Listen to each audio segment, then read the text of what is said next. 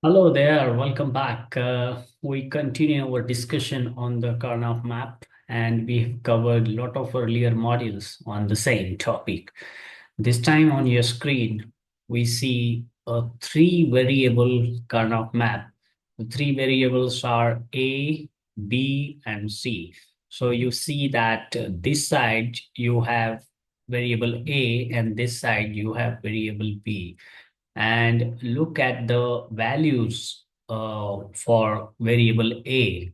So when you talk about 0, it is variable A. And when you talk about 1, it is a complementary form of variable A. So this is how we graphically represent K-map. Similarly, for the B and C, you see that this would this would be written as, let me write here, uh, let me write here.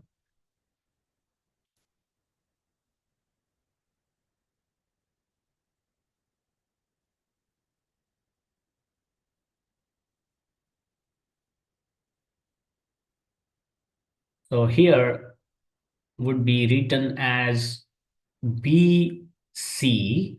Here it would be written as BC bar. Here it would be written as B bar C bar. And here it would be B bar C. So again, 0 means uncomplemented form of variable. 1 means complemented form of the variable. This is how we have represented that. Therefore, once you know how the graphical K-map for such case looks like, we can focus on the writing the terms inside the cells. So there are total 8 cells here: 1, 2, 3, 4, 5, 6, 7, 8. Okay.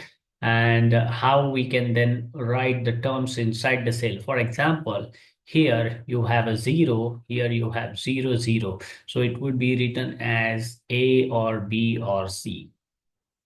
In this cell, you can write A is 0, therefore A, or B is 0, therefore B, or C has 1.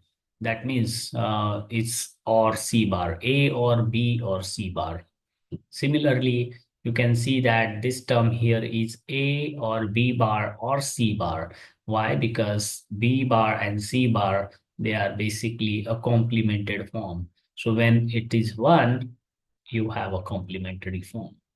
Similarly, what about here? You have A or B bar or C.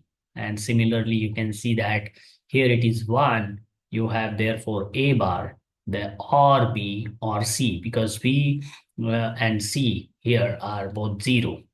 So in this cell, you write A bar or B or C bar. Why? Because A bar here, because it's a 1 here, B here, because it's a 0 here, and this is a C bar, because 1 is a complementary form of C. Similarly, look at this. 1, 1, 1. It means all variables A, B, C are to be written in their complementary form. Therefore, the term here is A bar or B bar or C bar. Here, finally, you write A bar or B bar or C. So each of these terms, they are called as max terms in K-map. And when you make a function using these terms, for example, you want to make or mark a term here. Let's say you want to mark a term here, this term and this term. This is how the function you mark. Then in that case, you will write function is equal to A or B bar or C bar, and the second term is A, so that means this is A bar or B bar or C. So this is actually, if you notice carefully, this is actually a product of two sum terms. These two are the sum terms, and you are essentially taking a product of these two terms. So this kind of expression is called as POS. Let me write here. That stands for product of sum. In the earlier case, you have sum of products. How would the sum of product will look like? Can we have a explanation of that? So let us focus how the sum of product terms will look like. So for that, we see that you have to understand everything will be complemented. For example, A, B, C are three variables. And now you have to look at this graph for sum of product way, SOP. So A, 0, when you have a 0 here, you write A bar. When you have 1 here, you have simply A, not the complementary form. Similarly, when you have 0, 0, you have B bar, C bar. When you have 0, 1, you have B bar and just C. When you have 1, 1, that means you have B, C, not the B bar, C bar. Finally, here 1, 0 means B and C bar.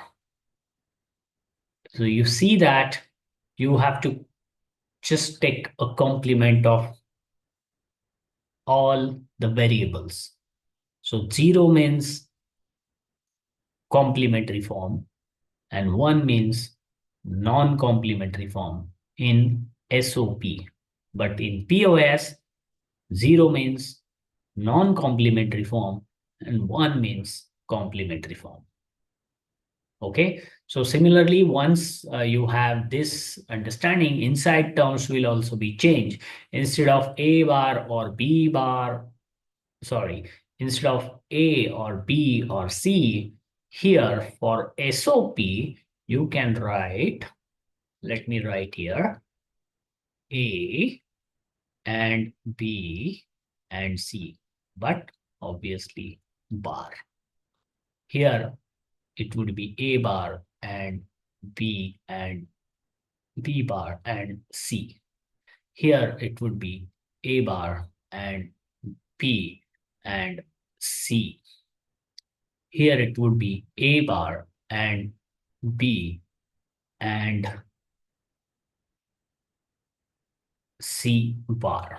So everything you see that when there is a OR, you take AND. When there is a complement, you take uncomplement. And when there is an uncomplement, you take complementary form. Here it would be A and B bar and C bar. Here it would be A and B bar and C. Here it would be A and B and C. Here it could be A and P and C bar. This is how you go.